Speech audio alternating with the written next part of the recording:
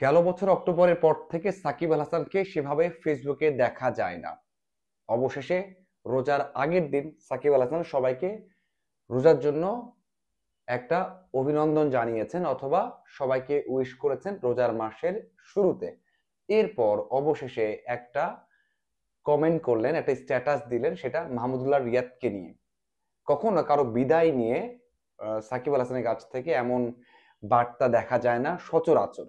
আমরা দেখেছি যে রিয়াদ বিদায় নিয়েছেন, আন্তর্জাতিক ক্যারিয়ারটাকে একবারে বিদায় বলেছেন। সেখানে সবাই কমেন্ট করেছেন, সবাই স্ট্যাটাস দিয়েছেন, সবাই সোশ্যাল প্ল্যাটফর্মগুলোতে মাহমুদুল্লাহ রিয়াদের ছবি পোস্ট করে তাকে অভিনন্দন জানিয়েছেন, তার ক্যারিয়ারের জন্য ধন্যবাদ জানিয়েছেন। সব তারকাই, বাংলাদেশের তাসকিন, লিটন, সৌম্য সরকার থেকে শুরু করে সবাই সেটা করেছেন।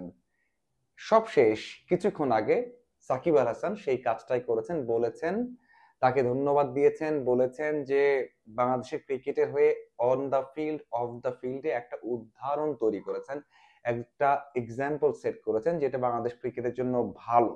এবং এটাও বলেছেন যে বাংলাদেশ ক্রিকেট মাহমুদুল্লাহ রিয়াদের কাছে ঋণী থাকবে এবং তার জন্য শুভকামনা জানিয়েছেন যেন ভবিষ্যতের সময়টা তার অনেক অনেক ভালো যায়। এইটা একটা বড় একটা বিষয়। এবং সবচেয়ে আলাদা একটা বিষয় হচ্ছে যে সাম্প্রতিক সময়ে মুশফিকুর রহিমও বিদায় নিয়েছেন। যদিও একেবারে ক্রিকেটটাকে বিদায় বলেননি, এখন হয়তো আপনি সেটাই বলবেন যে তাহলে কেন সাকিব আল হাসান মুশফিকুর রহিমের বিদায়ে কোনো পোস্ট করলেন না, তামিমের বিদায়ে কেন পোস্ট করলেন না, কেন পোস্ট করলেন না অন্যের বিদায়ে। দেখুন, এখানে শুরুতেই বলেছি যে একটু আলাদা, কারণ সাকিব সবসময় পোস্ট করেন না, আপনি তার ফেসবুক দেখলে হয়তো বা বুঝতে পারবেন, খুব বেশি ইমোশনাল হন না। সেই ক্ষেত্রে যেহেতু মাহমুদুল্লাহ রিয়াদ একেবারে তার ক্রিকেট ক্যারিয়ারটাকেই বিদায় বলেছেন, মানে আর কখনোই জাতীয় দলের জার্সিতে দেখা যাবে না, হয়তোবা ডোমেস্টিকেও সব ফরম্যাট খেলবেন, সবগুলো লিগ খেলতে পারবেন তেমনটা নয়।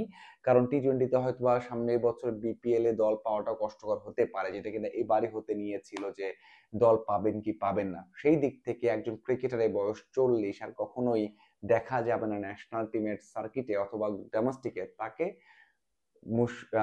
সাকিব আল হাসান বিদায় বলতেই পারেন, যার সাথে অনেকগুলো বছর কাটিয়েছেন এবং বাংলাদেশ ইতিহাসের সবচেয়ে ঐতিহাসিক ম্যাচটা জিতিয়েছেন একসাথে একসাথে পার্টনারশিপে। যদিও একটা ছবি পোস্ট করেছেন যেটা 2024 বিশ্বকাপের বা টি-টোয়েন্টি বিশ্বকাপের ছবি, হয়তোবা আগে সেই ছবিটা পোস্ট করলে আরো বেশি ভালো দেখাতো, কারণ আহ যে পার্টনারশিপটা তারা করেছেন সেটা বাংলাদেশ ইতিহাসের স্মরণীয় হয়ে আছে। অবশ্যই এই বিষয়টা ভালো। একটু আপডেট দিতে চাই সাকিব আল হাসানের, সেটা সাকিব আল হাসান এমনটা নয় যে খুব দ্রুতই পরীক্ষা দিচ্ছেন। তবে আমরা জানতে পেরেছি পরীক্ষা দিবেন খুব দ্রুত, কারণ তার ডোমেস্টিক হোক, তার ফ্র্যাঞ্চাইজি লিগ হোক, সেই সব খেলার জন্য পরীক্ষা দিবেন। তবে কবে পরীক্ষা দিবেন? ইংল্যান্ডে কাজ করেছেন কোচের সাথে, ইংল্যান্ডের একটা ছবিও আমরা দেখেছি ভাইরাল হয়ে গেছে যে কাজ করছেন সেখানে, অবশ্যই কোচের সাথে কাজ করছেন সেখানে। পরীক্ষা দিবেন, হয়তোবা খুব দ্রুতই পরীক্ষা দিবেন, সেখানে পাস করলে আমরা জানতে পারবো, ফেল করলে হয়তো আমরা খুব বেশি ভাবে ফলো করে জানতে পারবো না, কারণ এটা আইসিসির অথবা যেখানে পরীক্ষা দিবেন সেটার বাধ্যবাধকতা থাকবে, কারণ দুইবার ফেল করেছেন এবং একটা নিষেধাজ্ঞার মধ্যে আছেন। সেই জন্য যখন পাস করবেন তখনই আমরা কিন্তু আলটিমেটলি জানতে পারবো। এবং এটাই বলতে চাই যে খুব দ্রুতই, আমরা হয়তো ডেটটা পাবো না, বাট খুব দ্রুতই একটা পরীক্ষা দেবেন বলে আমরা জানতে পেরেছি। পাস করতে পারলে অবশ্যই তাকে সামনের যে ফ্র্যাঞ্চাইজি সিজনটা শুরু হবে সেখানে আমরা দেখতে পারবো বলে আশাবাদ ব্যক্ত করতেই পারি। ধন্যবাদ সবাইকে সাথে থাকার জন্য। আশা করি আরো আপডেট এবং বিশ্লেষণ নিয়ে হাজির হয়ে যাব।